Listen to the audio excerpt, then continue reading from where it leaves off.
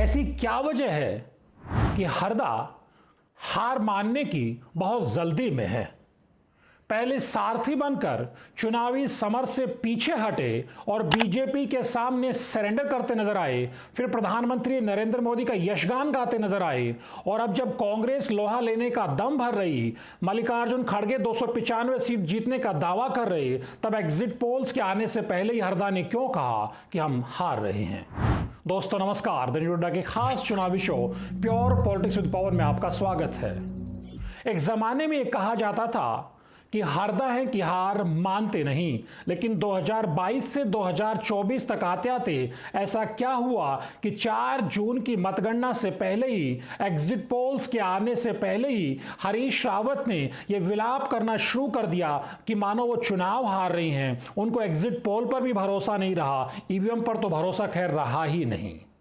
ठीक उस वक्त जब कांग्रेस के राष्ट्रीय अध्यक्ष मल्लिकार्जुन खड़गे दिल्ली में इंडिया गठबंधन के अपने तमाम सहयोगियों के साथ बैठक कर 4 जून की काउंटिंग की व्यू रचना बना रहे थे, और उसके बाद मीडिया के सामने आकर यह दावा करते हैं कि इंडिया गठबंधन 295 प्लस सीटें जीत रहा है, यानी कि सरकार बना रहा है, और बीजेपी चुनाव हार रही है। इंडिया गठबंधन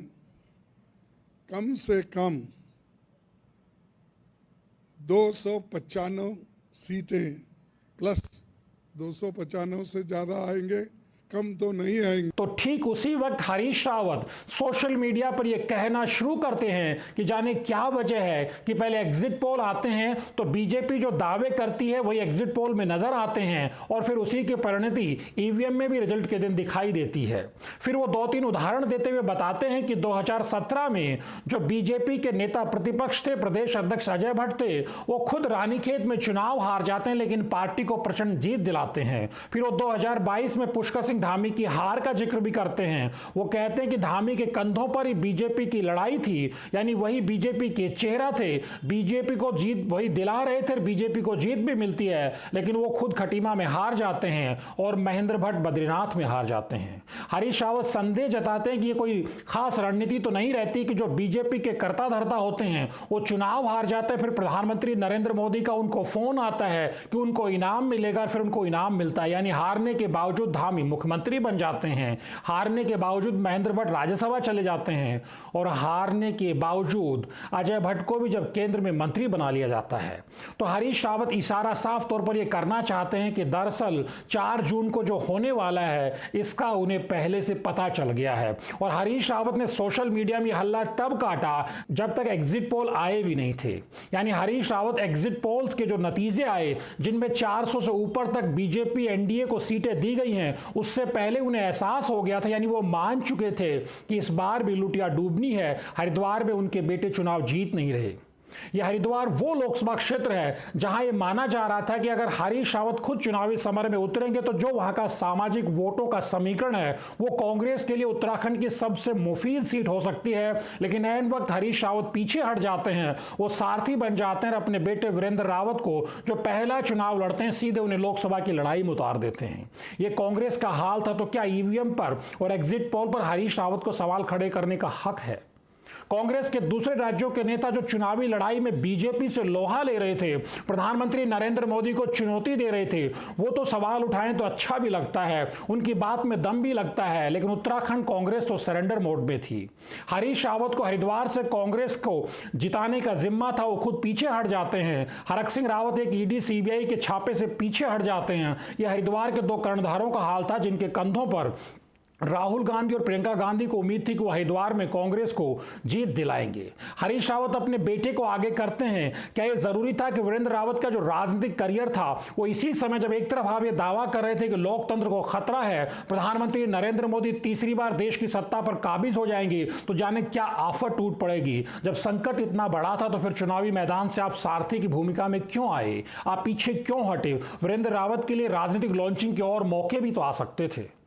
इससे अच्छा तो रहता है कि आप अपनी बेटी को ही चुनाव मैदान में उतारते, आखिर वो विधायक तो थे, उनका राजनीतिक तजुर्बा तो था, या फिर आप आनंद रावत को ही चुनाव में उतारते क्योंकि वो यूथ कांग्रेस के नाते काफी काम करते रहे हैं। लेकिन हरीश रावत को अपने बेटों को दरअसल एडजस्ट करना था, बारी बारी सबको एडजस्ट करना था। फिर ये लोकतंत्र के खतरे वाला की चिंता जताने की बात कहां तक जायज है। सबसे बड़ी बात यह कि जिस अंदाज में अकेले हरीश रावत ने टिहरी में जहां प्रीतम सिंह को ताल ठोकनी थी, वो जोत सिंह बुंसोला को आगे करके पीछे हट जाते हैं। प्रदेश अध्यक्ष करण मारा रानीखेत में पहले 22 में ही चुनाव हार चुके थे, 24 में उनसे क्या उम्मीदें की जा सकती थी। यशपाल आर्य, जिनको अल्मोड़ा को लेकर कहा जा रहा था कि उनको अल्मोड़ा सुरक्षित सीट से ताल ठोकनी चाहिए, वो प्रदेश के सबसे बड़े दलित चेहरे हैं और इस वक्त नेता प्रतिपक्ष भी हैं, लेकिन वो नैनीताल की जिद अड़ाते रहे जहां से उनको टिकट मिलना नहीं था, इसलिए चुनाव से वो भी पीछे रहे। तो ऐसे समय जब कांग्रेस के ज्यादातर दिग्गज मैदान छोड़ चुके थे, तब इकलौते गणेश गोदियाल ने गढ़वाल सीट पर अपने अंदाज में बीजेपी को दिल्ली को चुनौती देने की कोशिश की। लेकिन गणेश गोदियाल बखूबी जानते थे गढ़वाल में वो लड़ाई लड़ रहे हैं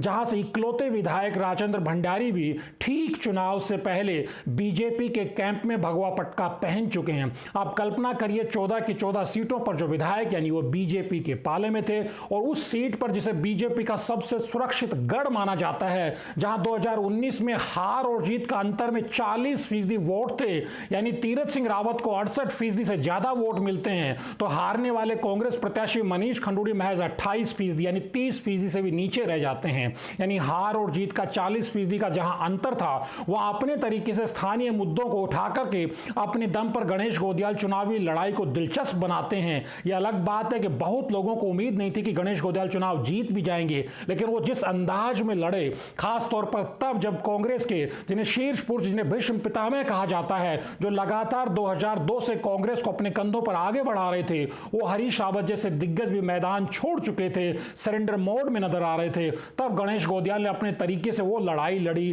जिस लड़ाई का नतीजा सबको पता था। लेकिन बड़ा सवाल यह है कि जब लगातार दिल्ली से यानी राहुल गांधी हो, चाहे प्रियंका गांधी और मल्लिकार्जुन खड़गे ने तो बाकायदा मीडिया के सामने तमाम इंडिया गठबंधन के सहयोगियों को खड़ा करके, उस वक्त जब एक तरफ एग्जिट पोल के नतीजे आ रहे थे जो बता रहे थे कि बीजेपी की प्रचंड लहर चल रही है और प्रधानमंत्री नरेंद्र मोदी ने 370 पार का या एनडीए का 400 पार का जो नारा दिया है, कम से कम वो एग्जिट पोल नहीं, वो 4 तारीख को आएंगे, मतगणना 4 को होगी, असली नतीजे 4 को पता चलेंगे। लेकिन अगर एग्जिट पोल पर यकीन करें, 1 जून के उनके जो आंकड़ों पर यकीन करें, तो जो प्रधानमंत्री नरेंद्र मोदी ने आह्वान किया था उसी पर एग्जिट पोल खरा उतरते हुए बीजेपी को दिखा रहे थे कि बीजेपी को 350 तो कम से कम मिलेंगी, यानी एनडीए 350 से ऊपर जाएगा, और 3 एग्जिट पोल ने तो 400 को छुआ। तब भी मल्लिकार्जुन खड़गे दावा कर रहे थे कि 295 प्लस सीट लेकर के हम सरकार बनाएंगे। तब हरीश रावत को एग्जिट पोल से पहले ही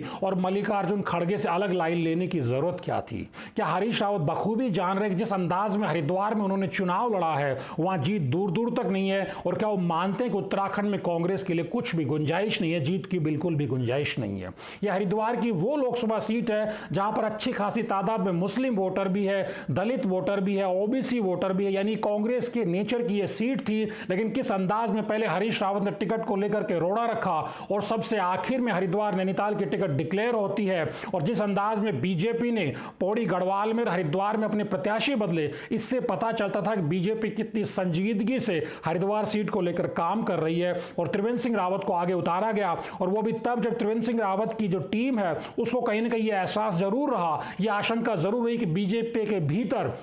ऐसे कुछ चेहरे हो सकते हैं जो उनको भीतरघात करके नुकसान भी पहुंचा सकते हैं। यानी हरीश रावत के सामने एक अवसर हो सकता था अगर इस चुनाव को वो जीत के अंदाज से लड़ते तो। लेकिन शुरू से ऐसा लग रहा है कि हरीश रावत ने इस चुनाव को तस्तरी में सजाकर बीजेपी को देने की ठान रखी थी, इसीलिए वो अपने बेटे वीरेंद्र रावत को आगे करते हैं। और उससे भी बड़ी बात यह कि जब चुनावी लड़ाई छिड़ चुकी थी, उस दौरान हरीश रावत ऐसे कई मौके आते हैं जब कांग्रेस कार्यकर्ताओं को रिचार्ज करने के नाम पे, उनको उनमें जोश भरने के नाम पे कहते हैं कि प्रधानमंत्री नरेंद्र मोदी ने बीजेपी का कायाकल्प कर दिया है, और वो बहुत सारी तारीफें करते हैं प्रधानमंत्री नरेंद्र मोदी का, और जिनको मीम्स बना करके बीजेपी सोशल मीडिया के जरिए वायरल करती है। देखिए, कांग्रेस के जो सबसे बड़े चेहरे हैं उत्तराखंड में, वो बीजेपी के प्रधानमंत्री नरेंद्र मोदी के विकास कार्यों के मुरीद हैं। तो किस हालात में उत्तराखंड में कांग्रेस ने चुनाव लड़ा है, इसको आसानी से समझा जा सकता है। कम से कम जो लोग देहरादून में उत्तराखंड में रह करके कांग्रेस के चुनाव लड़ने का अंदाज देख रहे थे, और शीर्ष नेताओं के सरेंडर मोड में पीछे छिप जाने के अंदाज को देख रहे थे,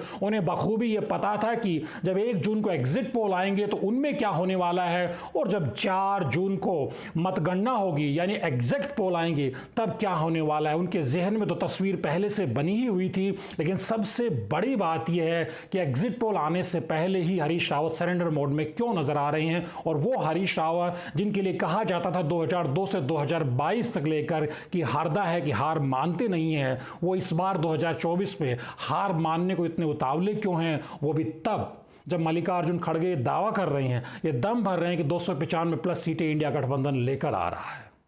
आप कहानी को अच्छे से समझ सकते हैं। द न्यूज़ अड्डा के वीडियोज़ को लाइक कीजिए, शेयर कीजिए और चैनल को सब्सक्राइब करना मत भूलिए। नमस्कार।